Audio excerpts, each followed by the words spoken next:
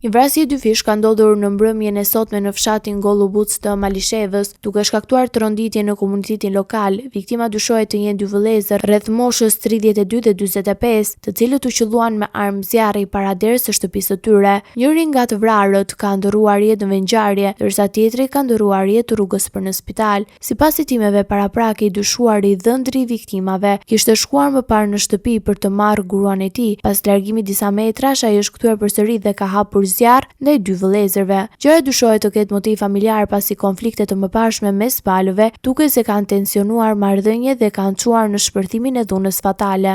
Autoritetet policore dhe prokuroria janë duke zhvilluar veprime të shpejta operative dhe kapjen e të dyshuarit dhe hetimet e plota të ngjarjes. Trupat e viktimave janë dërguar pas ekzaminimit të mjekoligjor, ndërsa hetimet vijojnë për të sqaruar të gjitha rrethanat dhe motivet e vrasjes. Ngjarja ka tërënditur komunitetin lokal dhe ngrihet shqetësime për sigurinë në zonë, ndërsa autoritetet bëjnë thirrje për bashkëpunim me policinë në kapjen e autorit.